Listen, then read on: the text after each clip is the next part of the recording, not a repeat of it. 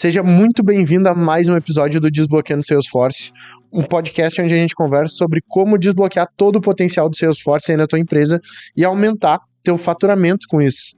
Meu nome é Rafael Dalla, tô aqui com o nosso especialista em Salesforce, Ariel Dornelles. E aí, Ariel, belezinha? E aí, Dalla, tudo certo? Por aí. Tudo numa boa. Lembrando que esse podcast aqui é executado, gravado e idealizado pela SR Consulting, uma consultoria em Salesforce, a maior consultoria do sul do Brasil e a mais indicada também pela própria Salesforce. Então, tá precisando, depois desse episódio aqui, já clica no link abaixo ou lê aqui no QR Code da tela para entrar em contato com a SR. No episódio de hoje a gente vai conversar sobre os principais erros na implementação Salesforce e conhecê-los, né? A principal chave para ter uma implementação bem sucedida aí, para poder não ter prejuízo nessa implementação Salesforce. A gente vai conversar um pouco sobre isso. E para a gente começar aqui, eu já queria te perguntar, Ariel, quais são os principais desafios que tu lembra aí no momento de uma implementação? O que é mais comum de acontecer de erro que vai acarretar nesses prejuízos aí para a empresa que está implementando Salesforce? Boa,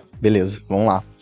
Até eu consultei vários times ali, vários projetos nossos, né, que a gente tem bastante experiência em implantações do zero, manutenções, continuidade em projetos, e a gente acabou elencando aí os 10 principais. Então, para botar um número aí, né? Tem 10 principais desafios ou erros ali que a gente pode incorrer durante uma implementação de Salesforce, tá? O primeiro deles é o planejamento, né? O planejamento inadequado ali do projeto de implantação. Até eu acho que pra gente não matar o episódio todo na primeira pergunta, eu vou só elencar ele superficialmente, depois a gente pode ir aprofundando, tá? O segundo aspecto é a baixa adoção ou o engajamento do time, tanto após a implantação, quanto antes ali, né? Quanto durante o projeto, né? O engajamento deles durante o projeto é super importante.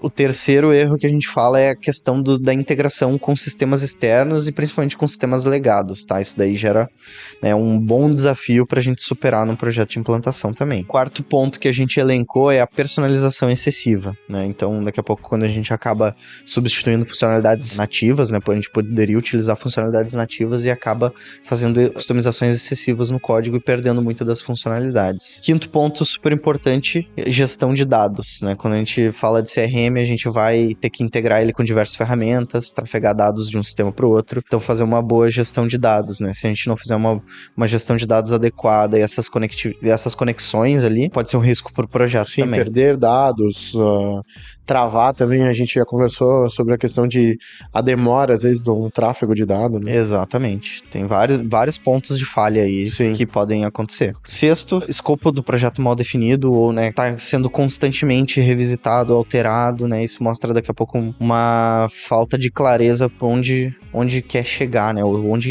Qual o problema que a gente quer resolver com o CRM. Daqui a pouco eu tenho um escopo que ele está sendo muito volátil, e isso acontece, é bem comum, assim, nos nossos projetos, de implementar umas funcionalidades que às vezes não vão nem para produção, porque no momento que terminou o desenvolvimento já mudou e não faz mais sentido. Sétimo ponto é muito voltado à capacitação, né? A questão do treinamento, a familiaridade do usuário com o sistema. Então, de nada adianta a gente ter o melhor sistema do mundo se os nosso time não consegue operar ele. Então, focar nessa parte de treinamento e adoção ali junto com o pessoal é super importante. Oitavo ponto é a governança da org. Eu acho que a gente acabou mencionando em alguns episódios já sobre isso, boas práticas de governança. Quando elas não implementadas, a gente acaba tendo riscos para o projeto, até para manutenção do projeto, tendo muito problema em produção, podendo afetar aí a lucratividade da empresa no final, né? A operação do dia a dia. Então, a governança é super importante. O nono erro que a gente elencou é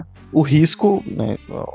A empresa que está implantando Salesforce assumir o risco de aprender a adotar a ferramenta e implantar sozinho, sem um auxílio de alguém com expertise e com histórico garantido, né, de sucesso de implementação. Esse é um grande risco que as empresas acabam incorrendo às vezes. E por último, mas não menos importante, e esse com certeza não é menos importante que os outros, é gerenciamento de expectativas. Né?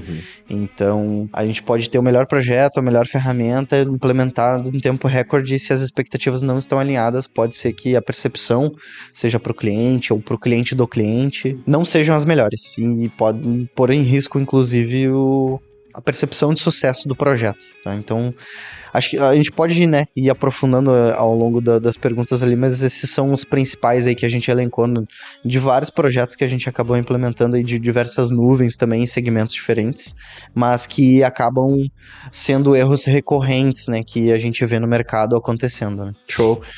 Tu tocou uma coisa que a gente quase nunca conversa aqui, porque a gente acaba sempre indo pro lado muito técnico, assim. Mas tu falou sobre essa questão das empresas que tentam implementar sozinhas ali, sem ter a experiência do Salesforce em si. Acontece bastante isso no mercado ou não? Porque a própria Salesforce já te indica uma consultoria, na verdade, né?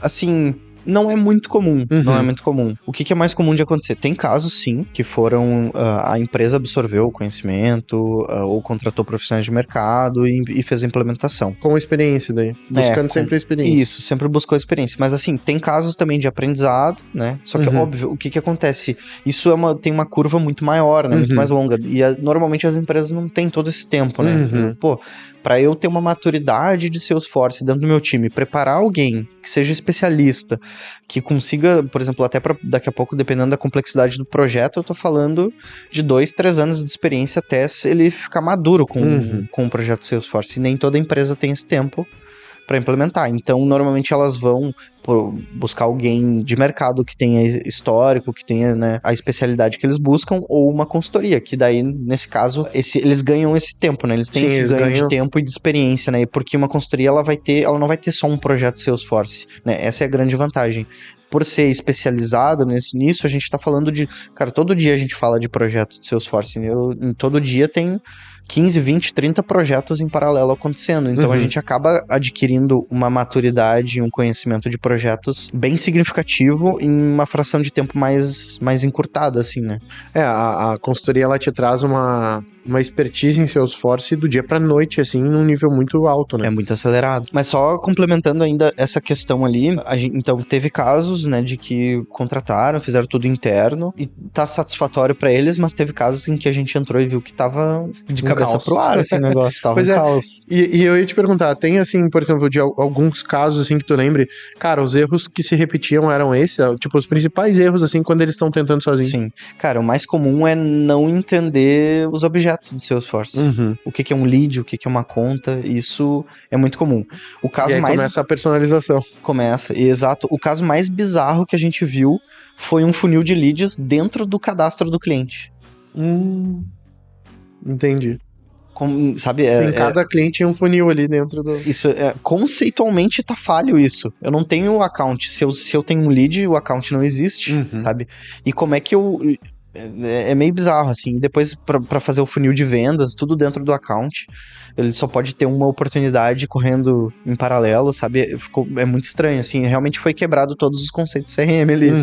Então, tem que ter muito esse cuidado, sabe? E realmente... E aí chegou num ponto, nesse mesmo caso, que era um lead que tava conversando com a gente e tal, e de que ele não conseguia resolver os problemas que estavam acontecendo, porque virou, sabe, se colocou numa sinuca, assim, sabe? Não sabia pra onde correr. Sim. O que eu faço, né? Então, tem esses pontos ali que são bem relevantes de se considerar, né? Entendi. E da tua expertise, assim, a gente falou ali sobre também essa questão da integração, né, com outros sistemas ali para fazer esse tráfego de dados, assim. Como é que a gente faz para evitar problema? Qual seria as boas práticas, assim, para fazer esse tipo de integração e evitar esse tipo de problema? Fazendo um jabá aí, eu acho que primeira coisa é eu escutar o podcast de integrações, com certeza. Mas a gente tem alguns passos, inclusive dentro, né, da SR, a gente estabeleceu alguns processos para ajudar o time de análise e de arquitetura que tá nos projetos ali no dia a dia, que é muito importante. Cara, a gente tem que começar mapeando o objetivo da integração. Para que a gente quer integrar? Eu tenho que migrar a minha base de leads de um canal X pro meu CRM. Né? Ou eu tenho que daqui a pouco... É uma migração única? É uma única vez que eu tenho que migrar esses dados? Ou ela é contínua? Ela é ongoing? Ela vai ocorrer toda semana, todo dia? Ou até real time mesmo. Quando acontece algum cadastro, eu já integro isso com o CRM. Tem que fazer essa análise de negócio, de fluxo, sabe? Qual o objetivo dessa integração, desses detalhes de volumetria, quais as informações que a gente vai trafegar, elas são sensíveis, não são sensíveis, pra gente conseguir direcionar a melhor solução, assim, sabe? Mas começa tudo numa boa análise de negócio, pra depois a gente fazer uma boa análise técnica e aí dar uma proposta, uma solução técnica de como que a gente vai implementar isso. E aí, nesse caminho pra evitar os erros da integração, depois que eu mapeei, eu tenho um objetivo, eu já vou saber caminhar pelo padrão correto que a gente espera. E aí, a partir disso, a gente tem boas práticas de desenvolvimento da integração também, para que a gente não tenha essa perda de dado. Então, daqui a pouco, quando eu tô falando de 2 sistemas, a gente tá começando a falar de disponibilidade, se um sistema tá fora do ar e o outro não tá, como é que a gente trabalha isso? Então, ter um fluxo bem desenvolvido e bem testado, e com fluxos de contingência. Se no momento que eu tô tentando cadastrar um lead, transferir ele pro meu CRM, de um canal externo pro CRM, e o meu CRM por algum motivo deu algum problema, ou vice-versa, né, o canal, algum dos sistemas ali integrados estão disponíveis, onde que vai ficar essa informação? Ela vai ficar num limbo ou não? Então tem formas de fazer essas integrações onde essa informação não se perca e no momento que se restabeleça a saúde dos sistemas, eu vou dizer assim, essa informação seja processada e não seja perdida. Então a gente tem que se preocupar muito com essas práticas ali, tanto de reprocessamento dos dados, né? Se deu um problema e eu tenho que reprocessar, o meu sistema tá preparado para um reprocessamento? Normalmente Quanto tem tempo esses vai cenários, demorar? né? Esses cenários que assim, quando dá o caso feliz, o fluxo feliz, deu tudo certinho. Mas aí naquele momento a minha internet caiu, deu um problema, etc. Ele vai reprocessar, ficou num limbo, eu tenho que acionar suporte. Quantas vezes isso não acontece, né? Isso aí é bem comum. Perdeu o dado no meio do caminho ali, né? Show. Tu falou também sobre a questão da org ali de governança, né? O que seria uma boa governança? O que seria pra... Tipo assim, eu tô implementando e eu preciso agora pensar nessa governança. O que seria essa governança? Boa. Hoje é o episódio dos jabás, assim, a primeira coisa que eu quero fazer... Veja o episódio. Veja, exato. Tem 2 episódios aí bem interessantes que falam sobre isso, que é o garantindo uma boa publicação em produção, alguma coisa assim. E o outro de DevOps também, tá muito próximo, questão de publicação. Mas a governança não é só referente à publicação. Uma boa governança, ela vai envolver ambientes, desenvolvimento, homologação, produção. Se eu não tenho eu posso falhar numa boa governança nesse quesito. Tipo, o meu desenvolvedor mexe em produção direto. Essa é uma falha. Sim. Gravíssima, inclusive. Porque o desenvolvedor vai lá, eu acho que posso mexer aqui tranquilo, não vai impactar ninguém. E acabou quebrando algum cenário, daqui a pouco um funil de vendas. E aí o usuário tá lá, foi diretamente impactado e parou o time de vendas da empresa. Então, mexer direto em produção é uma falha grave de governança. Outras questões, boas práticas de desenvolvimento também envolvem governança. O tema DevOps, né, ou um processo de deploy que seja controlado e organizado. Será que eu tô permitindo pro meu time de desenvolvimento publicar a qualquer momento sem avisar ninguém? Entende? Então, são preocupações também. Não basta só o cara não poder mexer em produção direta. E se ele puder mandar um pacote e aplicar um pacote no meio da tarde, será que é uma boa prática? Isso, uma boa governança vai estar olhando. Cara, o momento de pico do meu time de vendas é no meio da tarde. Eu não posso ter nenhum deploy ali para não correr risco de impactar no horário de pico deles. Mais produtividade. Essas coisas, elas vão impactando todos no dia a dia. E aí são pequenas coisas que daqui a pouco, uma coisinha que eu deixo de fazer vai empilhando a outra e outra, e eu já tô num ambiente caótico que eu tô perdendo dinheiro. Entende? A empresa tá tomando prejuízo atrás de prejuízo. Então tudo isso envolve uma boa governança. Sim, basicamente é um grande processo ali, né? É um processo bem pensado, bem estruturado ali para garantir o sucesso da implementação e a segurança desse processo mesmo, desse caminho todo ali na... Exato. Às vezes as pessoas veem como uma questão muito burocrática e dependendo pode ser, né? Esse que é o ponto, a gente tem que se adequar à realidade da empresa. Tem empresas que elas são mais dinâmicas, elas querem algo mais ágil, etc. E aí a governança talvez vai caminhar para um DevOps, para, né, algumas boas práticas que sejam mais ágeis. Mas tem que ter algum nível de organização que fique saudável ali para a empresa e que também não tenha um risco gigantesco ali de falta de governança de fato, assim, de estar muito livre ali e daqui a pouco não ter um processo muito robusto. Conforme o teu time vai aumentando, tu vai tendo mais pessoas no desenvolvimento ali do projeto e pode começar a ter alguns gaps ali, sabe? De daqui a pouco subir algum bug ali que pare a produção, alguém que não tá seguindo essas boas práticas. Então a governança olha pra isso tudo, tá? Entendi. E isso daí também ele tá diretamente ligado ali aos objetivos estratégicos da empresa, né? E como é que vocês se preparam para fazer uma implementação que esteja ali conectadas, né? Linkadas com os objetivos estratégicos da empresa que vocês estão fazendo uma implementação?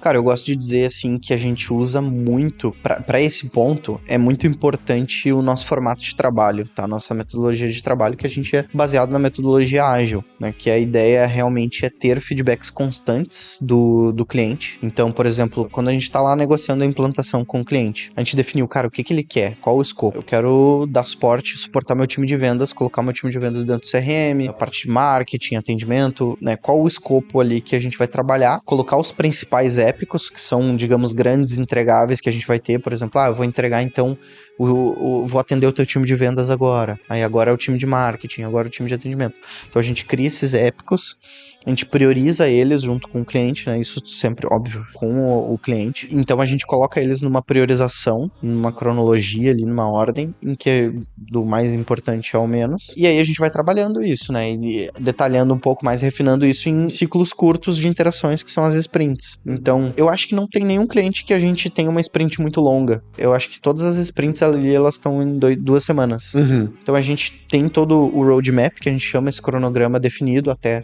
com uma data, por exemplo, até o final do ano a gente tem todas essas entregas garantidas para vocês. Mas não é que eu vou entregar tudo no final. Eu vou ir pequenas entregas e tendo entregas ao longo dessa jornada ali. Então eu vou tendo esse feedback mais rápido, né? Então, por exemplo, cara, a gente tinha definido que a prioridade era o time de vendas.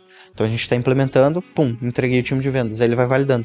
Cara, atendeu ou não atendeu? Daqui a pouco, cara, porque passa, às vezes, o que acontece? A gente faz uma análise do processo do cliente, isso também junto com o cliente. Vamos fazer uma análise dos processos de vendas, vamos colocar ele dentro do CRM para atender. Cara, lá na análise a gente esqueceu desse fluxo, sabe? Isso acontece, isso é normal. Então vamos incluir isso. Então a gente consegue fazer isso de forma mais rápida do que se eu, por exemplo, entregasse lá no final como um pacotão, né? Sim, e daí depois tu vai ter que ficar ajustando. Então a gente gosta de trabalhar muito nesse formato, em estreita comunicação com o cliente, dando esses reportes semanais ali do andamento do projeto, e ao término da sprint a gente normalmente tem alguma entrega já em produção, disponibilizando para o cliente já validar, já ir fazendo os treinamentos para os usuários deles, né, pro time ali que vai utilizar. Aí a gente já tendo feedbacks daqui a pouco até de, isso aqui ficou bom, isso aqui dá para ajustar, isso aqui a gente não tinha pensado, vamos colocar numa próxima sprint, né? E isso vai sendo incremental.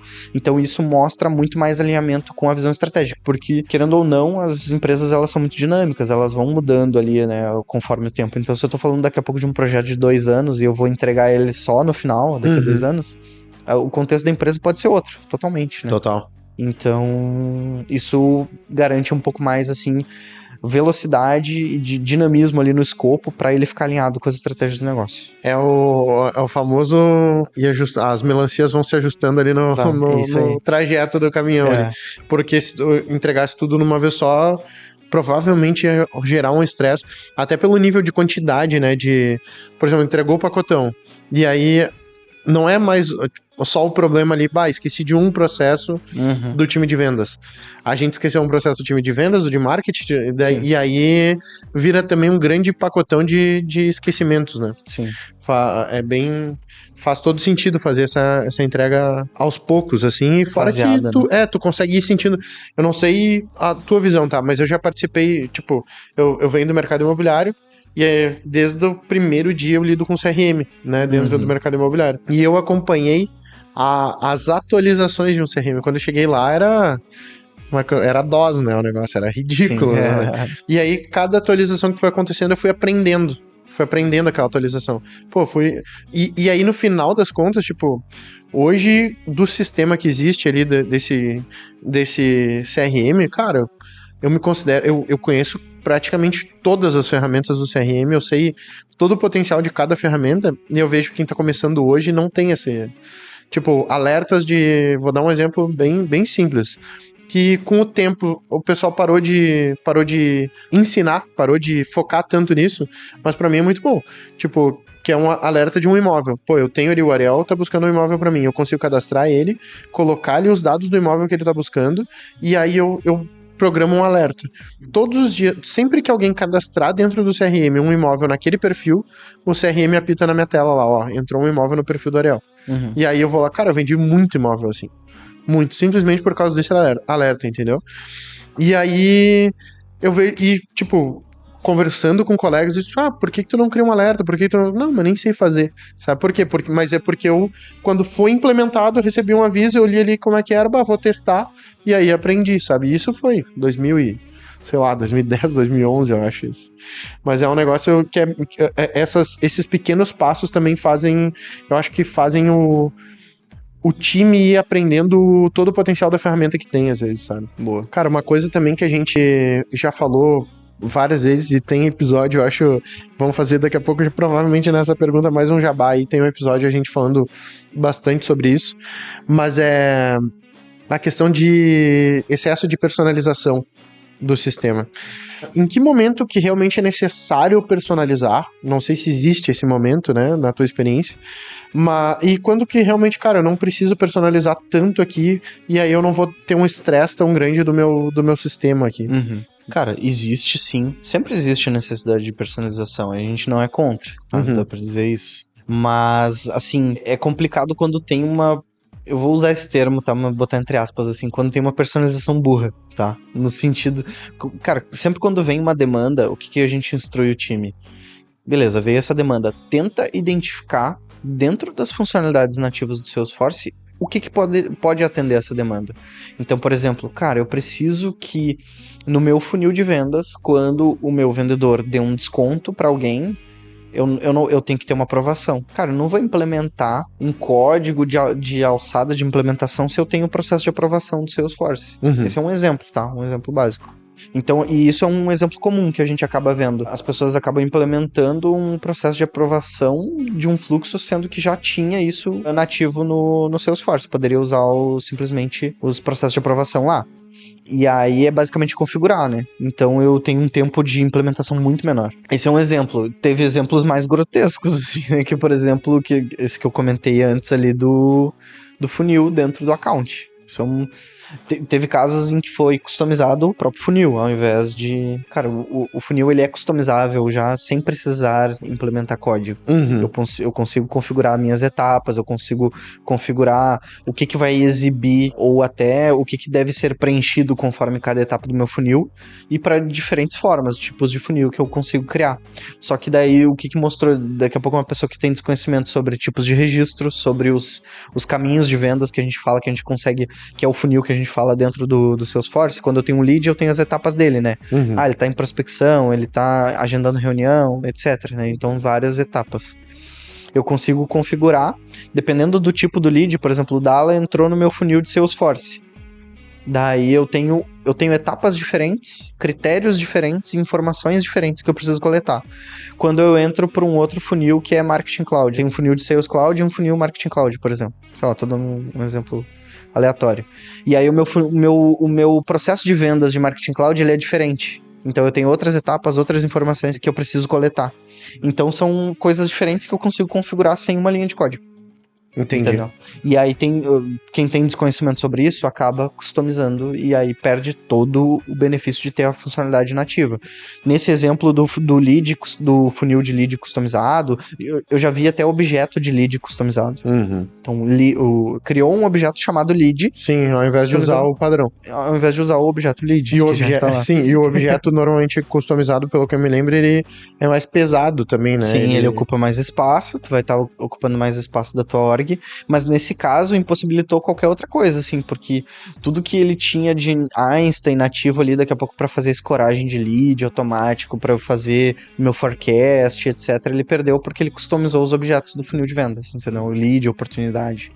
Então tem que tomar muito cuidado, esse que é o ponto. Mas, cara, sempre vai ter um cenário mais complexo de uma empresa onde eu tenho que fazer daqui a pouco uma integração, eu tenho que fazer um fluxo que é um pouco mais complexo e que aí, a partir das funcionalidades nativas ali, realmente atinge um teto, entende? Então, normalmente a gente fala assim, ó, cara, tem uma funcionalidade nativa que ela consegue fazer isso que tu quer, Beleza, daí o cliente, vamos fazer então. A gente recomenda seguir por esse caminho.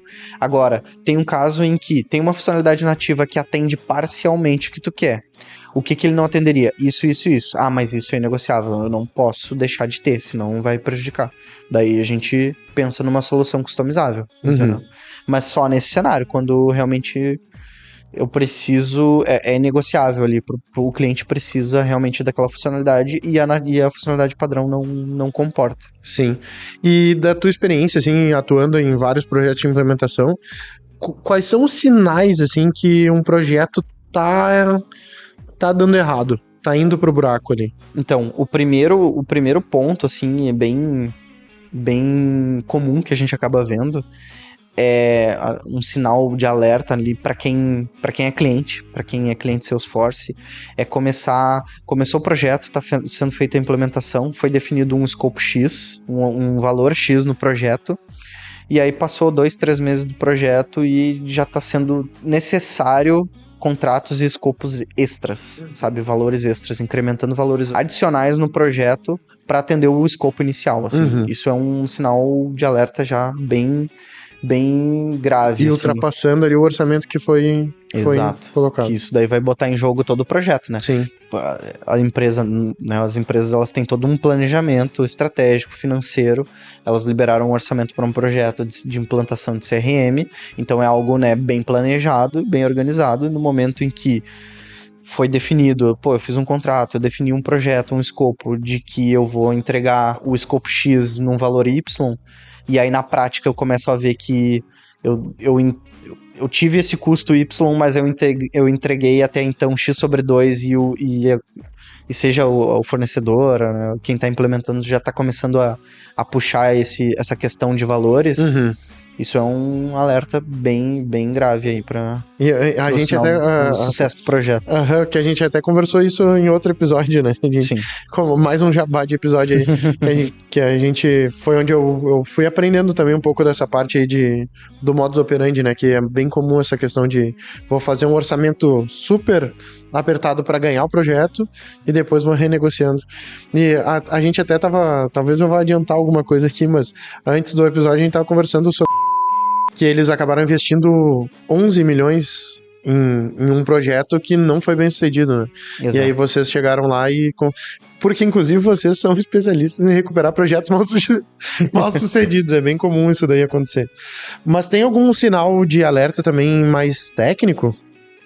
Tem. Que a gente possa... Eu só queria ainda... Tá, não, então vamos lá. Só pra complementar, né, esses pontos sobre a questão, né, uma prática que a gente vê que tá acontecendo, né, sobre esse primeiro sinal de alerta que eu comentei, eu reforço, a gente falou no outro episódio lá, cara, a gente talvez seja até contra, às vezes vai contra o nosso objetivo financeiro de vender. Então, às vezes a gente tá indo contra isso, no sentido de que, porque a SR é mais cara, etc. Só que eu discordo. Na verdade, a gente só é mais transparente, né, na comunicação, que é isso que a gente vê acontecendo na prática.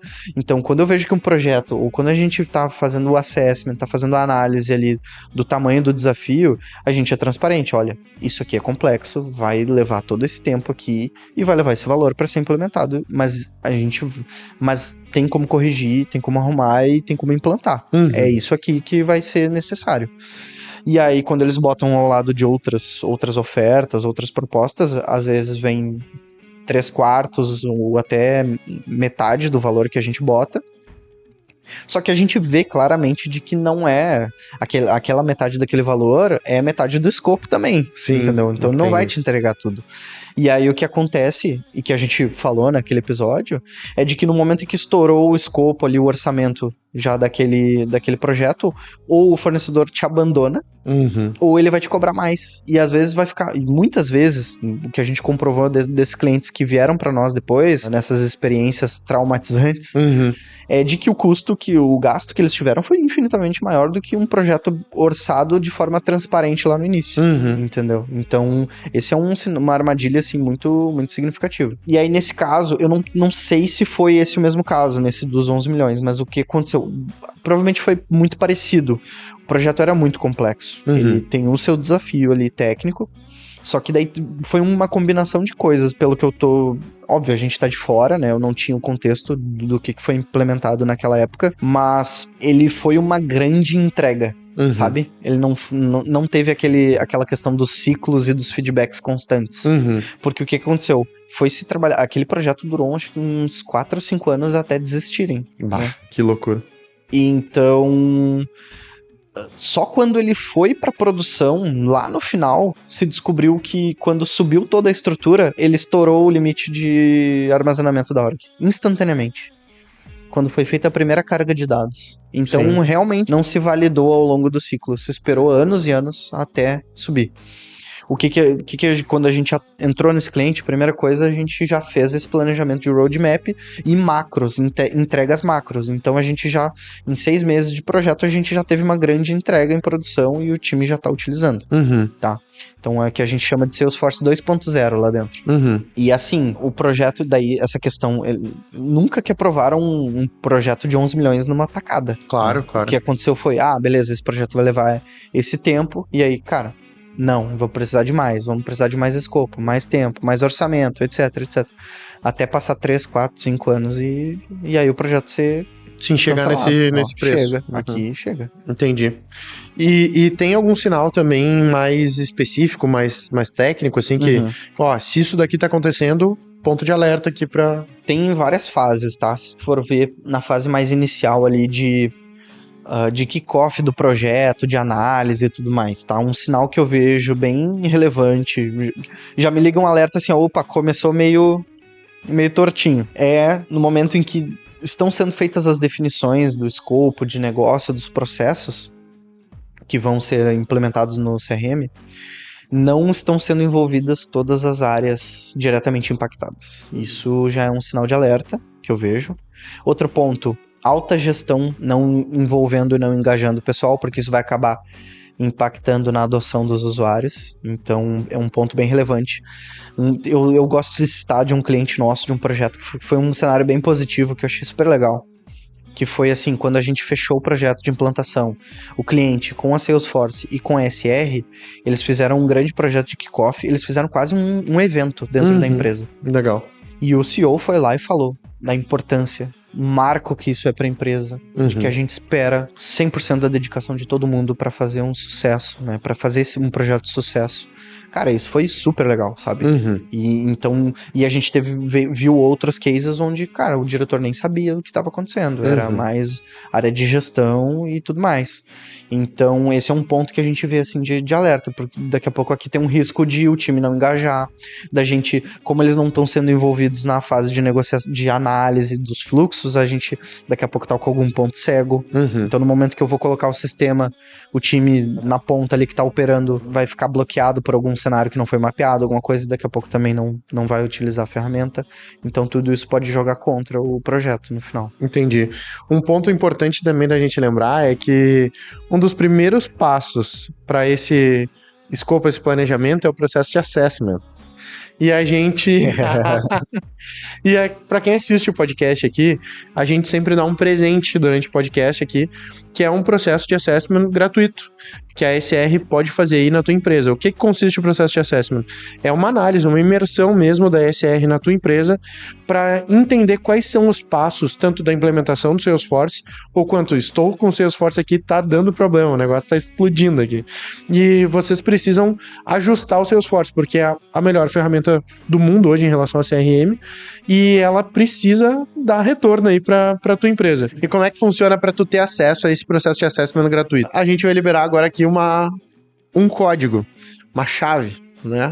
As chaves aí do processo. Um código para tu, quando acessar lá para solicitar uma consultoria ali da Salesforce, tu vai ter um espaço para tu preencher com esse código. Colocou ali, entrou em contato lá com o pessoal da SR, e já diz, eu vi o podcast e eu coloquei ali o código ali para eu ganhar o processo de assessment. A chave vai ser, eu pensei em implementação. Eu pensei em 10 erros. 10 erros, pode ser. 10 erros. 10 erros. 10 erros, então fechou? 10 erros, tudo junto. Pode ser implementação também. A implementação, eu não sei como é que tá a programação lá, se tá muito boa. Se tem problema de botar um C cedilha em um tio. Não. Tá tudo então certo. tá tudo certo. Então, vamos botar implementação. Tá. Fechou a implementação, ganhei essa. Vamos embora. Implementação, então, entrou lá, lendo o QR Code ou pelo link que vai estar aqui embaixo do vídeo. Clicou lá, entrou em contato com a SR. Já vai ter o espaço para tu colocar ali implementação, significa que tu veio desse podcast aqui e vai ganhar esse processo de assessment. Lembrando que o processo, para quem conhece o meio aí do Salesforce e está acostumado com consultorias, é um processo que pode custar 10, 20, 30, 40 mil reais e a gente está liberando gratuitamente essa imersão aí para dar o primeiro passo para desbloquear o potencial do Salesforce aí na tua empresa. Vamos lá. E por exemplo, tá, beleza, durante a implementação contratei uma consultoria ali, cara, foi sensacional ali, vocês resolveram o meu problema. E no pós, como é que vocês conseguem garantir essa continuidade de sucesso na minha empresa ali? Como é que vocês poderiam me atender pós-implementação? Boa, legal. Cara, tem várias pontas aí que a gente caminhos que a gente pode seguir aí pra continuar evoluindo, né, a adoção, o uso e a funcionalidade do CRM. Primeiro ponto, quando a gente coloca o projeto de implementação, normalmente a gente orça junto, tá no escopo já incluído algumas horas de suporte pós subida à produção, o pós-go live que a gente chama. Então isso é bem importante, né, para não abandonar e simplesmente, te entreguei, tá em produção, tá entregue, acabou, né. Então a gente tem esse tempo, uma fatia de horas ali, e dependendo da complexidade do projeto, isso depende, para garantir que o time de desenvolvimento que atua na implementação, ele vai poder daqui a pouco fazer algumas adaptações, alguns ajustes, daqui a pouco subiu algum eventual bug, isso pode acontecer, isso é normal. Então, a gente tem essa garantia aí de suporte imediato pós-go live. Depois disso, a gente pode atuar em diversos formatos, né? Teve clientes que a gente acabou explorando um pouco mais a parte de treinamentos, né? Porque super importante para a adoção do usuário, então daqui a pouco fazer alguns treinamentos pro time de vendas, de marketing e etc, para ter um bom uso, uma boa adoção da ferramenta, tirando dúvidas, fazendo workshops e por aí vai. A gente tem também um formato que é uma célula de suporte, que daí para quem daqui a pouco não tem a necessidade de ter um profissional dedicado, então a gente atua, cara, eu tenho daqui a pouco, teve clientes que a gente entregou o projeto e eles, cara, eu preciso de 2 desenvolvedores 100% dedicados para mim para dar manutenção no sistema, porque eu vou evoluir, eu quero agora integrar, né, eu fiz a implementação do meu MVP, digamos assim, mas agora eu quero integrar outras ferramentas, eu quero otimizar, melhorar o processo ali e a eficiência do meu time utilizando o CRM, beleza. Então eu tenho uma alocação dedicada, a gente segue o nosso relacionamento e a evolução desse backlog. Para quem não tem essa demanda muito grande assim de um profissional 100% dedicado, a gente tem uma célula de CS, de suporte ali que a gente chama, que daí eles vão atuando em pequenos chamados. Então daqui a pouco, eu tenho uma nova funcionalidade, eu quero criar uma tela nova, eu quero criar um fluxo novo ali, uns chamados um pouco menores, demandas mais curtas ali e mais simples de se realizar, a gente faz via suporte. Então a gente tem um canal ali onde o nosso cliente abre o suporte, o time endereça esse chamado e atende. E por último, uma outra iniciativa que a gente está acelerando bastante, né? Acelerou bastante esse ano, são algumas iniciativas tanto para quem é cliente ou para quem está conhecendo a SR de realmente de treinamento, de transferir conhecimento sobre Salesforce. Então a gente faz muitas dinâmicas ali, alguns treinamentos para clientes, né? A gente está fazendo. A gente está fazendo webinars também, o próprio podcast, né? Gerando conteúdo pro pessoal. Então é uma forma, né? Querendo ou não, de quem quer absorver conteúdo e conhecimento de Salesforce também pode consumir.